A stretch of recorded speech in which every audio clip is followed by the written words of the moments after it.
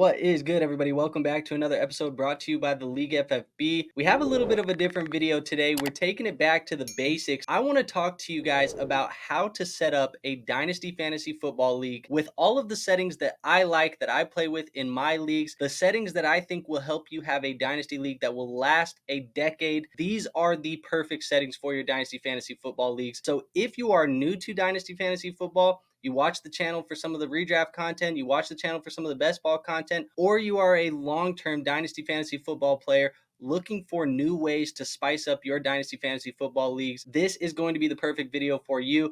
And if you're looking at this video and you're saying, hey, I don't know if I have 11 other friends that want to play in a Dynasty Fantasy Football League, I have a solution for that as well. Stick around for the end of the video so I can show you guys how to find players that are going to be committed and sharp players for your Dynasty Fantasy Football leagues, and most importantly, active players in those Dynasty Fantasy Football leagues. So without wasting any more time, why don't we just hop into today's video and let's start showing you guys how to set up one of these leagues.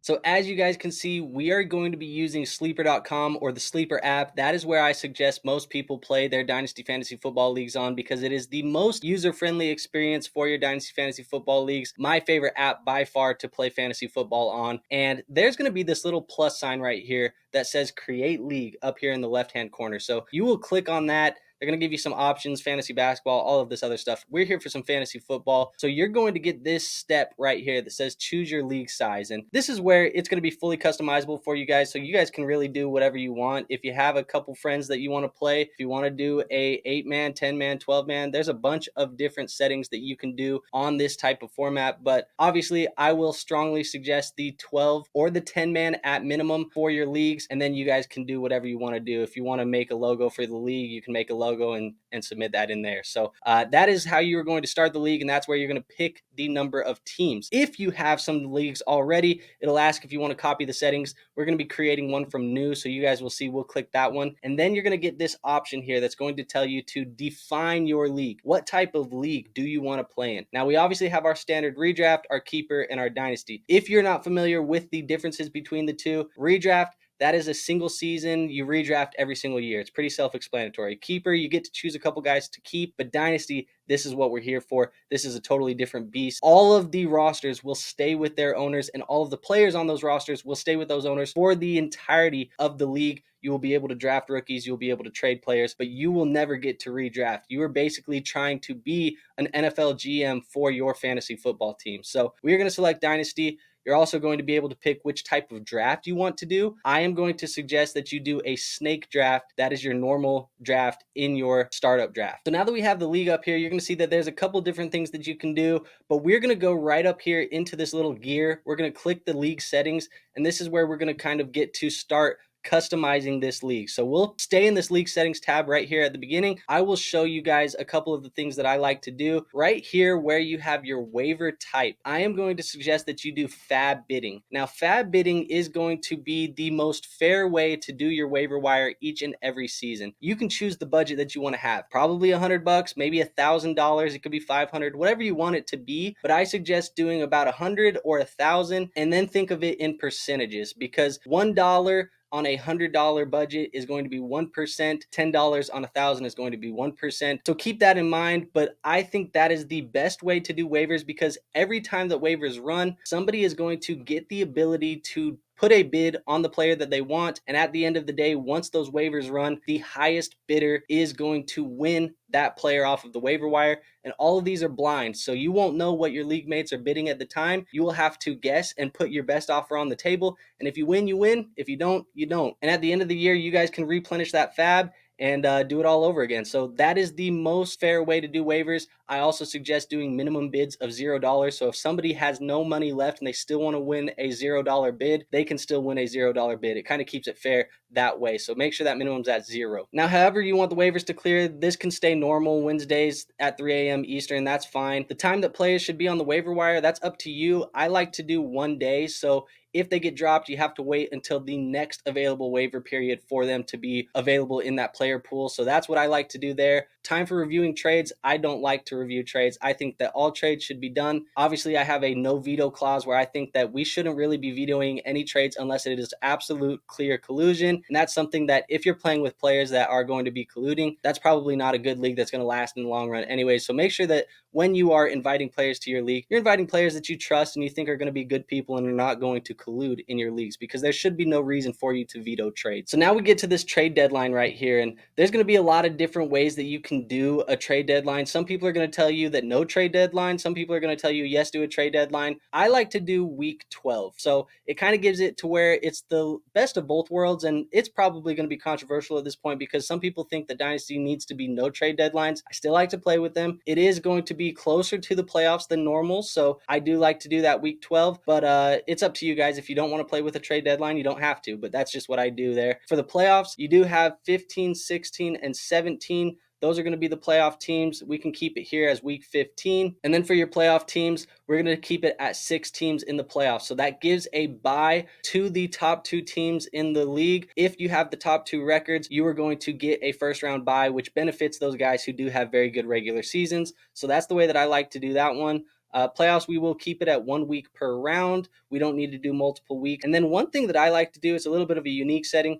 We like to reseed in our playoffs. So what that means is every time that you advance in the playoffs, the highest remaining seeded team is going to play the lowest remaining seeded team. So it may not mean that you stay on your side of the bracket the entire way, but you will always play the lowest seeded team if you are that high seed team. So that is what we like to do. Not necessarily something that is a big deal in your dynasty leagues, but definitely something that you can consider. And then for your playoff bracket, you can do a toilet bowl or you can do a consolation bracket. I think doing the toilet bowl is fun because every team that loses keeps getting flushed down, and at the end of the year, Sleeper will give an award for the worst team, the last place team, and they kind of become the poop emoji king. That is what they become. So that is kind of the fun way to do it. For your injured reserve slots, I like to do anywhere between like 3 and 4. We'll do 4 for this one. And for those players that are going to be eligible on that IR, we're not going to do the COVID players. We're not going to do out players. We will do suspended. I do allow suspended on my IR.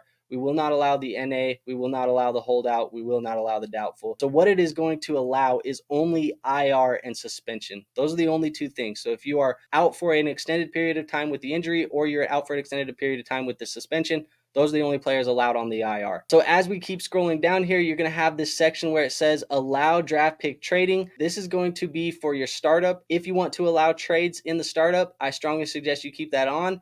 If you are new to Dynasty and everybody in the league is new to Dynasty, it may be worth turning it off during the startup because you guys just don't understand startup value and rookie pick value yet. So just to keep things fair, it may be worth keeping that off if you are all new players. But if you're not new players, go ahead and keep that on. That's really the best time for you to trade, is in that startup draft. Now, this is another setting that I like to put on in all of my leagues. I like to play with a league median. The league median, that's going to give you an extra game every single week. So what it is going to do is it's going to take all of those scores from your league and it'll go find the 2 teams that are right there in the middle. That is obviously what the median is. Now, once you get to that point, it'll average that, and the teams that are going to be above that score, that is going to get an extra win. The teams that are below that score, they are going to get an extra loss. So you could go 2-0, 1-1, or 0-2 on any given week. You get to play your matchup, you get to play the median. And what this does is this rewards the teams that are high scoring teams, but maybe lose their matchup because another player scored very highly. I just think this is a way to keep it fair, but this is not a game breaker in your dynasty leagues. You do not have to turn this on. It's just something that I prefer and something that I have in all of my leagues that I feel strongly about. But a league median, you don't have to play with it, but you can if you want to have that extra benefit, that extra game each and every week, and that extra little level of fairness that you can have in your leagues. Now we'll keep going down. You get this supplemental draft rounds. This is going to be for your rookie draft. Now your rookie draft happens at the end of every single year when you're in the off season, and you get to draft incoming rookies from that draft class. So in 2024, you would have a pool with Caleb Williams, Marvin Harrison, Romo Dunze, Malik Neighbors, all of those guys and those guys only, and those would be the only players that you're drafting. Now, I do 4 rounds in my 12-team leagues. In the 10-team leagues, you can do 5 rounds, but really about 50 players should be drafted from these draft classes. That's kind of where I like to keep it. And for the taxi squads, you get to pick what you want to have. I like to do 4 for that as well. You can allow non-rookies for the taxi, which I do typically let happen. And then you can allow a couple of players to be there. I like to do 2 years of experience. So rookies and sophomores in this taxi squad. And what that taxi squad is going to be just like 4 extra spots at the very bottom of your bench. They're not counting against your active roster. You cannot plug them into your active roster during the year unless you activate them from your taxi squad. But what it really is like the NFL's practice squad. They can elevate players and they can play on the game. But once you activate them from the taxi on your dynasty teams, you cannot put them back down there. But it's a good place where if you're drafting a couple rookies that maybe aren't necessarily going to be difference makers right away, but you still want to see what they can do. For example, a guy like Spencer Rattler this year, where we think he has upside, but he's obviously sitting behind Derek Carr. You could put Spencer Rattler on your taxi squad for a year or two, in this case 2 years, and then see if he ever gets the starting reps for the New Orleans Saints. And if he does, you can activate him from your taxi squad at that point. But that is what the taxi squad is for, and I like to use 2 years of experience, so rookies and sophomores, and 4 players on that taxi. Now for that taxi squad deadline, you can choose when you want to do it. I strongly suggest doing the start of the regular season, because if you do the start of the regular season, it allows you to kind of see what these rookies and see what these other young players are doing throughout the preseason. And then as you go into week 1, you can make those final decisions on who you want to sit on that taxi squad for the year and who you want to be on the active roster. So I strongly suggest doing the start of the regular season.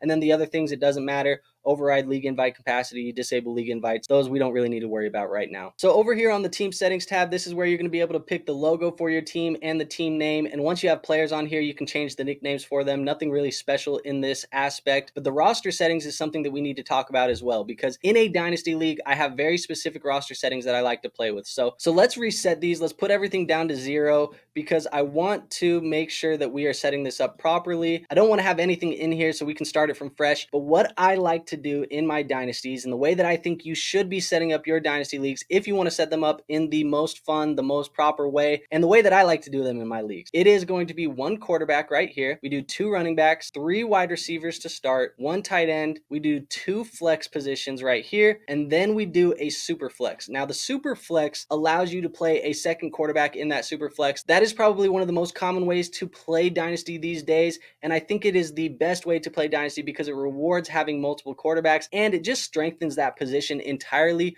which makes it mimic real life a little bit more. The value of the quarterback position in real life compared to dynasty, it just helps it out a little bit more. So this is going to give us a start 10 type of lineup with 3 wide receivers, 2 flex, and a super flex. Now when it comes to kickers and defense, don't play with them. I don't think that they're really relevant. It's not really anything that is going to be beneficial to your dynasty teams. So just kick them out of there. We don't care about them. Get them out of there. Now for the bench spots, this is where you're going to be able to kind of have flexibility. If you want to play in a little bit of a shallower league, then you can choose something a little bit smaller. But if you want to play in a deeper league, that's still up to you as well. I would say this should be at minimum between 10 and 20 bench spots. So 20 is going to be more on that deep end. It's a really deep league. 10 is probably a tiny bit shallow for a dynasty, but I would say between 10 and 20 is where you want to have it. I'll say for this type of video, we will do, let's say 15, just put it right in the middle. That's probably a sweet spot to put it at for you. So you see, that's the roster settings that we want to go into this with. And now we'll go over to the scoring settings, because these are going to be important as well. You have the passing settings right here. These are going to stay pretty standard. Your passing yards. The only difference here is I like to take it, instead of 4-point passing touchdowns, I like to do 6-point passing touchdowns. And because we add that, I like to go to at least 2, maybe even 3 on the interceptions. So we're going to just make those couple changes to the passing, but everything else is going to stay the same. For your rushing, all of this is going to stay the same. Your 10 yards, your 6-point rushing touchdowns, your 2-point conversions, those are all going to be the same. Receiving, these are all going to stay the same, except for there is going to be a reception bonus down here for running backs, wide receivers, and tight ends. I would say at minimum, you want to put 0.5 for that bonus for the tight end position, because that means your tight ends are going to get a little bit more of a value bump. It's called a tight end premium. I think that everybody should be playing in it. You could do 0.5, 0.75, or a full point. Full point really juices that tight end position. 1.5 gives it a little bit of juice, but I think that's the sweet spot right there. So if you want to do the tight end premium, I strongly suggest doing that, and that will be the only change to the receiving. Now for the kicking, we don't got to worry about it because we took the kickers out. The defense, we took them out as well, so nothing to worry about there. All of this other stuff, there's really nothing to worry about. So those are the only changes. We'll make it a tight end premium. We'll change the interceptions to -2 or -3, and we change the passing touchdowns to +6. So now that we have the league settings, the roster settings, and the scoring settings done, we will go to the draft settings, and here's where you can pick your date and time, but we will also keep this with a snake. I think when you do your startup draft, you guys should do a slow draft. That is pretty standard for these startup drafts. You see the basic setting was 2 minutes. I think it should be somewhere between 4 and 12 hours. So we'll just do 8 to stay in the middle. But a slow draft, it allows people who have your work life, your home life, all of those other stuff to just be able to pick at their convenience. Do not be the asshole that rushes people when they're on the clock here in a startup draft, because this is a very long draft. You're picking 25-ish, 30-ish rounds in this startup draft. So you want to make sure you give everybody time to do a little bit of research. Maybe they're going to make a little bit of trades while they're on the clock and also live their everyday life. So do a slow draft. I strongly suggest you do that. That's the best way to do it. And then what you guys could do is you could also randomize this draft order. Once everybody is in the league, you click randomize, it'll just put it right there. And that could be the way that you guys draft if that's the way that you guys decide to do that. Now, when it comes to division settings, we can click on that. I like to play with no divisions. I don't like a single division. It just allows everybody to play in one league, in one division. It means the top 2 records at the end of the year, they get the buys. The top 6, those are the teams that make the playoffs, and the bottom 6, those are the teams that miss the playoffs. So that is the way to do it. If you set it up in divisions, it allows people who don't have the top 6 records to make the playoffs, and it's not necessarily fair. So I don't like to play with divisions. I think we should remove them out of fantasy football. And so that's basically going to be your settings for your starting off your league. So that is how we are going to do it there. Now, in a dynasty league, you are going to have to set up something called bylaws. And this could be overwhelming and it can be intimidating at first. But if you guys would like a copy of a generic version of the bylaws that I use in my leagues, I can come up with that and I can put it in the comment section down below. But let me know if you guys want this type of bylaw outline for your leagues. But I'll show you what it does, because keep in mind, you are signing people up to play in this league for ideally as long as they possibly can. That is going to be the goal of a dynasty league, is to last a long time, because you want to build a dynasty, play for 10, 15, 20 years and win multiple championships. So you want to have a ground set of rules that people are going to follow. In my leagues, I do this type of format. We have a general code of conduct, basically just telling managers what is inappropriate, what's not appropriate, and how to act in those leagues for the betterment of the league in general. You see there's activity requirements, inappropriate league communication, collusion, general things that need to be addressed, because if those come up, which they will come up in your leagues eventually over time, especially if you're going for 10 years, you want to have ways to address them and kind of follow a kind of guideline or a rule base to make decisions on those said things. But that is what we are doing in that beginning of that. It's going to be that code of conduct. Now, we have some league officials, people that you want to get in contact with if issues arise. We have an article here that's going to talk about league fees, how much money people are going to have to pay, where they should be paying that. I strongly suggest, if you are paying for a league, use this software right here, League Safe. It is a free software to use. You can use it and they will keep the money in that safe for you. Nobody can withdraw it. It's really the best way to collect money, and it's a safe way to collect money. So I strongly suggest doing it. There's a small little fee with it. It's like $4 for every $100 that you put in. It's like $4 for that person, but nothing that isn't worth it for the ease and the managerial standpoint of what League Safe will give you. So that is something that we have. We talk about late fees and what that could happen if you're late on payment. There's also where we talk about our prize payouts. If it's a $100 league, what is first place, second place, and third place going to win every single year? We talk about the playoff configuration. We talk about the league median, what that means and how that is going to affect your teams. Trade guidelines about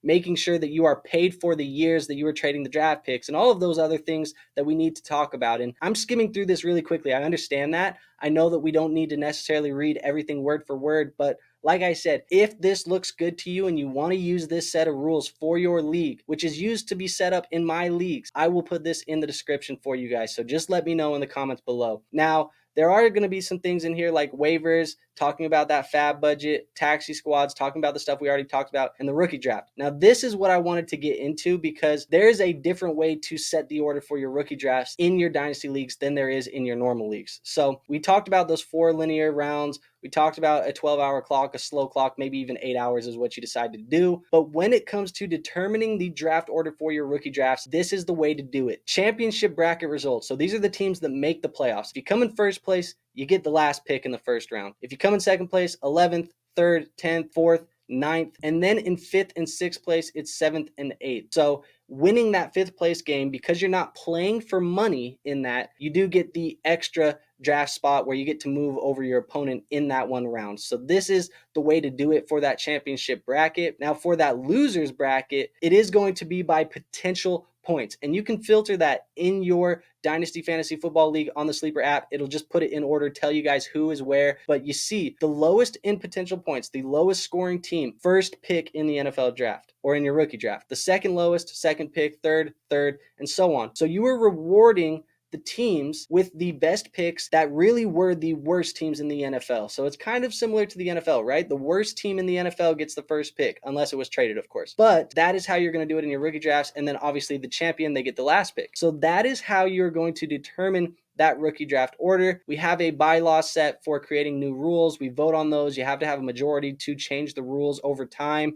Rules for replacements or orphans. So if somebody does decide to leave over time, what happens when they decide to leave? How do we go about finding new managers? And then I have some important dates. These are dates that we kind of operate our league calendar by. Monday after the Super Bowl, we renew the league. We redeposit some fab, waivers open, league safes open, all of that stuff open for your league. March 1st, that's the payment deadline for the next year. We pay a year in advance. So if it is the 2024 offseason, you're paying for the 2025 season. Just to keep people in the league for the long term, we're always paying a year in advance. April 1st, you have the late payment deadline, some of the other stuff, and then obviously your league calendar gets into there. So that is kind of a set of bylaws and how we operate the league. So that is kind of how I set up my league, some of the general stuff that we use to set up these leagues, and I think we've covered pretty much everything. If there is anything that you have questions about when starting a Dynasty League, what a Dynasty League entails, please ask in the comment section. I will try to respond to all of your questions in that comment section. So just drop them in there if you have any of them for me. But with that being said, that is going to be the video for today. So I know a little bit more vanilla for some of my normal audience, but I wanted to get more people invested in this Dynasty Fantasy Football game that we play because it is so fun. It is so addicting. It is my favorite thing to do in the fantasy football space. So